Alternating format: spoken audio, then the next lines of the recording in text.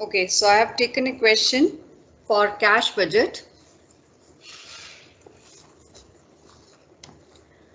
कल आपने cash budget का एक क्वेश्चन किया था, एक और क्वेश्चन हम ले रहे हैं जिसमें थोड़ी और एडजस्टमेंट है।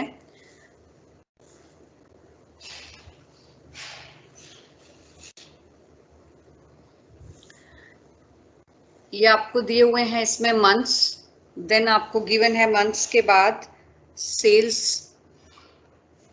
सेल्स के बाद नेक्स्ट आपको गिवन है मटेरियल के बाद गिवन है आपको वेजेस, और वेजेस के बाद आपको गिवन है ओवरहेड्स। ठीक है, जनवरी, फरवरी, मार्च, अप्रैल, मई और जून 6 मंथ्स का आपको डेटा दिया हुआ है, और आपको अप्रैल से लेकर जून तक का कैश बजट रेडी करना है। ठीक है,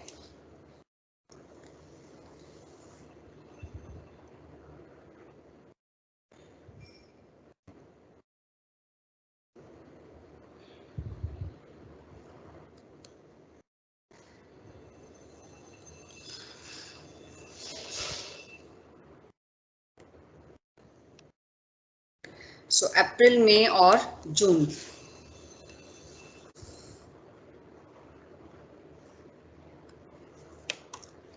So I'm writing here the name of the months: April, May and June. Okay. कल मैंने आपको बताया था कि जब हम क्वेश्चन स्टार्ट करते हैं कैश बजट का, we have to take receipts and payments, और सबसे पहले हम यहाँ लिखते हैं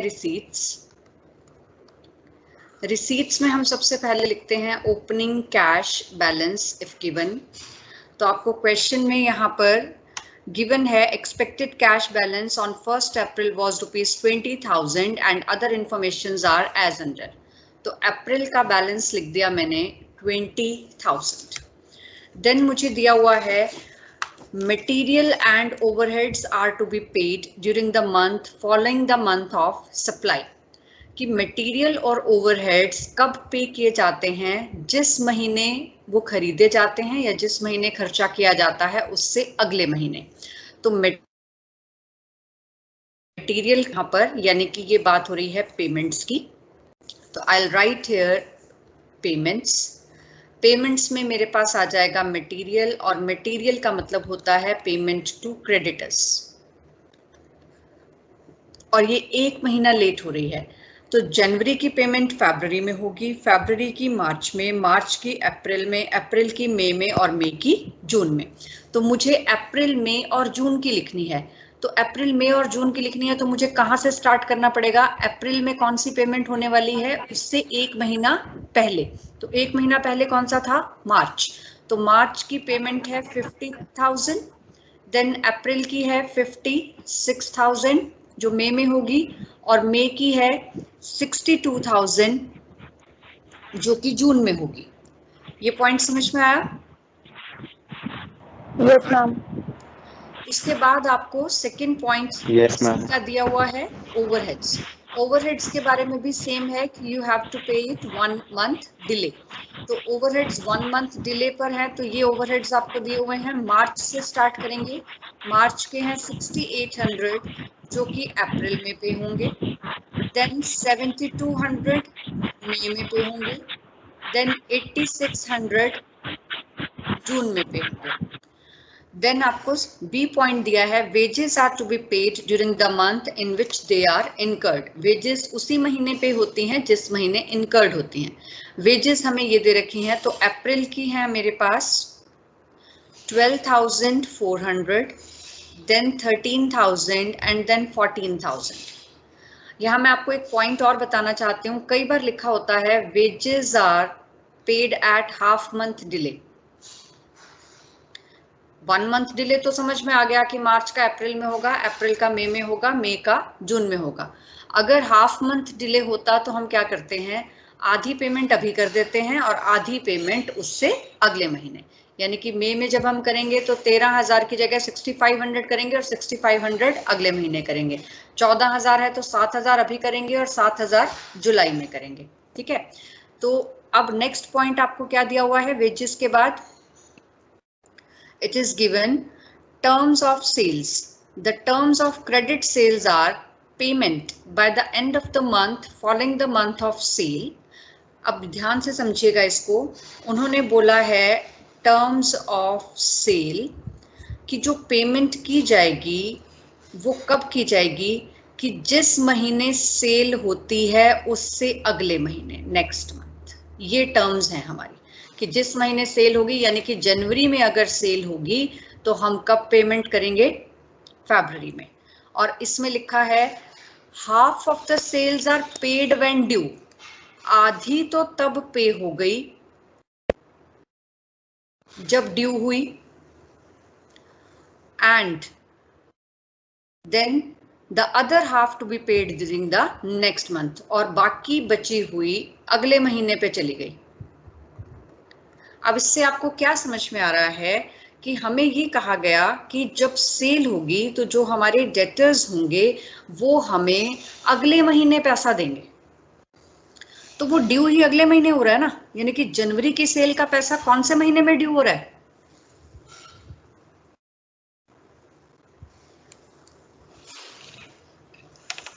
यस फैब में ड्यू हो रहा है। और उन्होंने कहा कि आधा कब मिल गया, जब ड्यू हुआ, तो इसका मतलब फैब में क्या सारा मिल गया, हाफ मिला, तो बाकी आधा कब मिला, नो मैम, मार्च, बाकी आधा मिला मार्च में। तो इसका मतलब हमें इसको किस तरीके से लिखना पड़ेगा,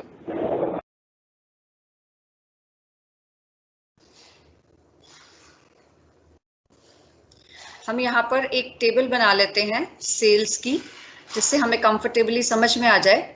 तो हमने यहाँ लिखा जनवरी, फरवरी, मार्च, अप्रैल, मई और जून।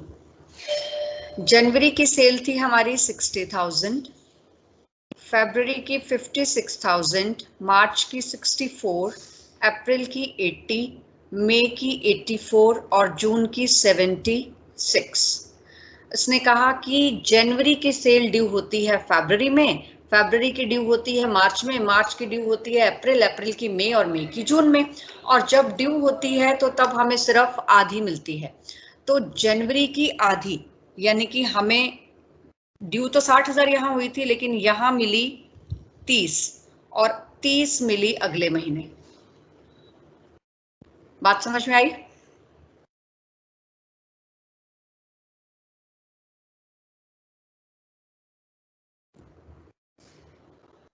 Yes yes ma'am. देन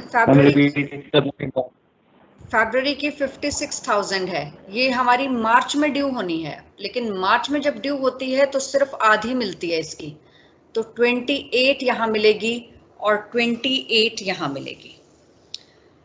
मार्च की 64,000 अप्रैल में ड्यू होनी है, और अप्रैल में लेके सिर्फ आधी मिल पाती है और आधी अगले महीने चली जाती है। इसी तरह से अप्रैल की सेल मई में ड्यू होनी है, और मई में हमें लेकिन फिर भी आधी ही मिल पाती है और आधी नेक्स्ट मंथ चली जाती है। और मई की सेल हमें जून में मिलनी है, तो जून में हमें आधी मिलती है 42 और 42 आगे चली जाती है। समझ में आया कि नहीं समझ में आया?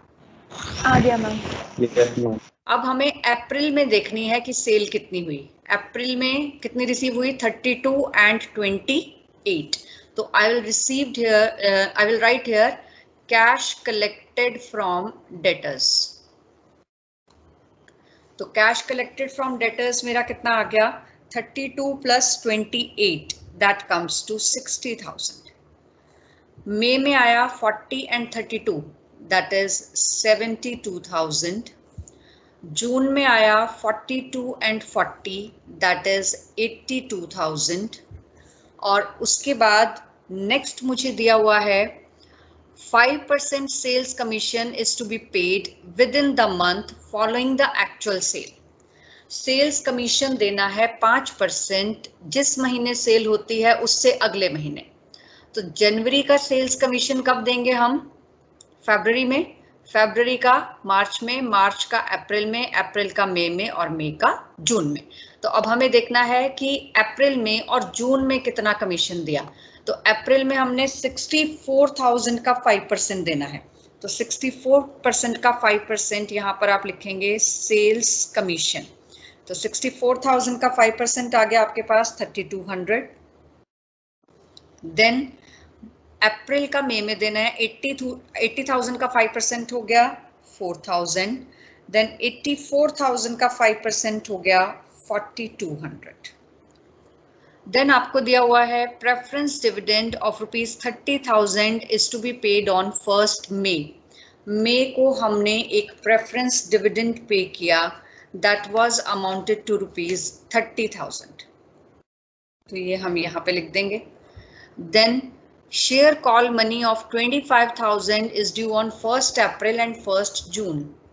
शेयर कॉल मनी रिसीव्ड कब कब रिसीव होनी है, ये हमें एक 25,000 अप्रैल में मिलने हैं और एक 25,000 हमें जून में मिलने हैं।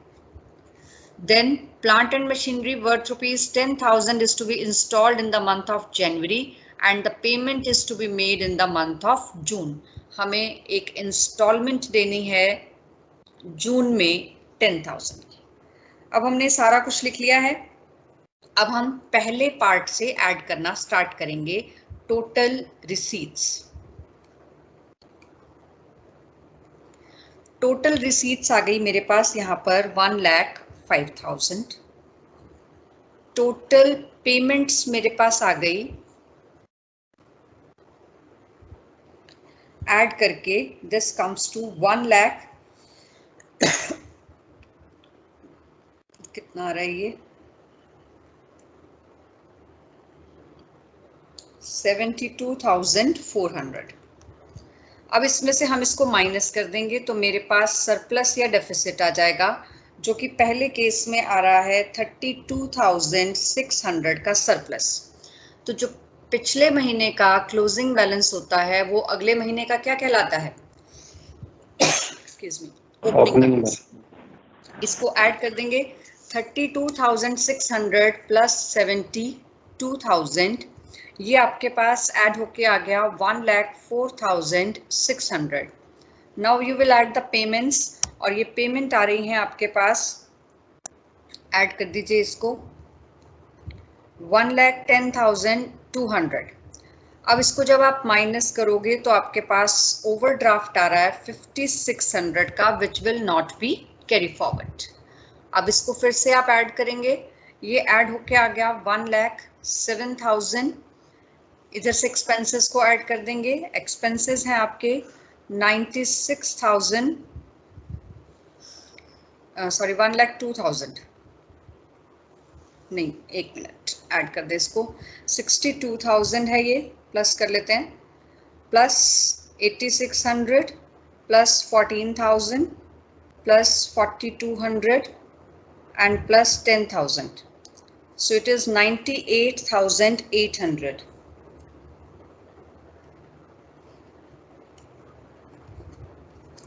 और ये आपके पास बैलेंस आ जाएगा 10,200।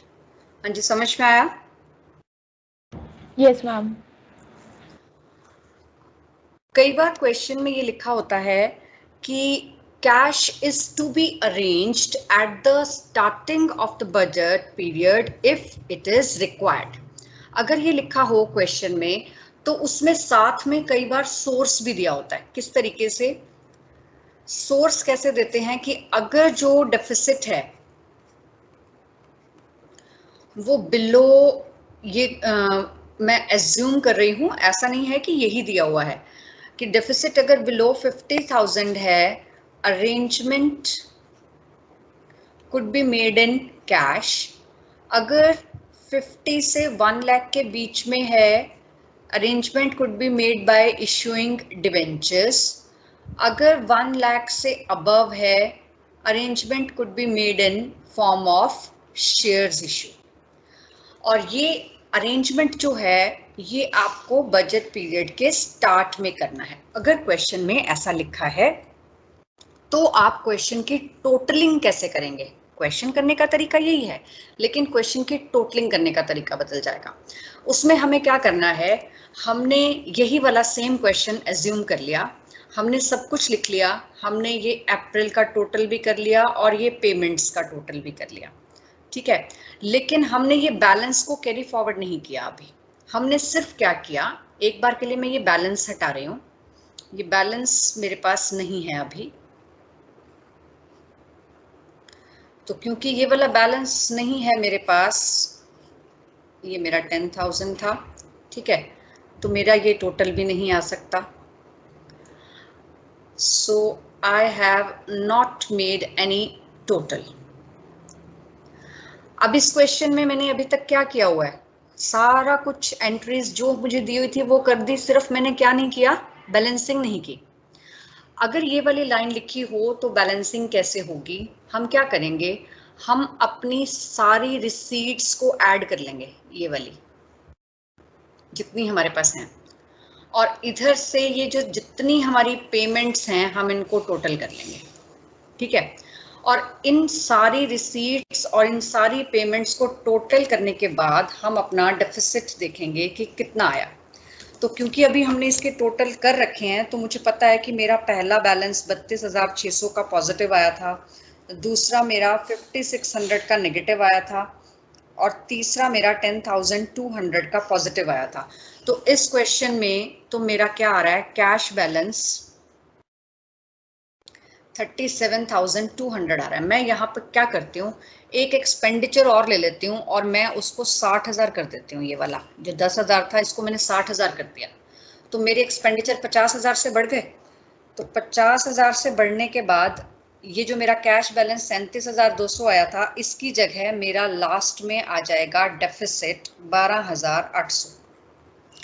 अब ये 12,800 मेरी ये वाली जो 3 लिमिट दे रखी थी, इसमें कौन सी कैटेगरी में लाई कर रहा है, Below 50,000 arrangement cash. तो arrangement could be made in cash. तो मैं यहाँ पे लिखूंगी कैश अरेंज्ड फॉर डेफिसिट 12,800।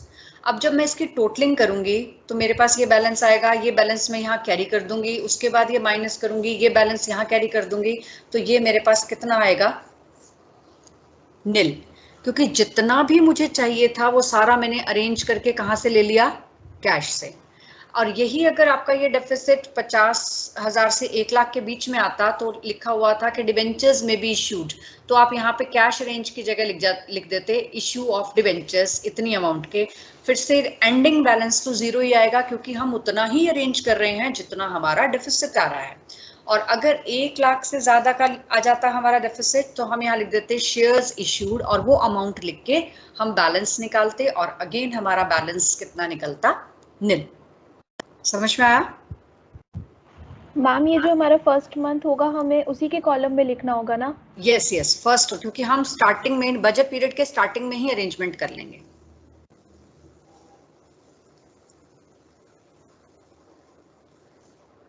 हाँ जी, समझ में आ गया? Yes ma'am. ओके।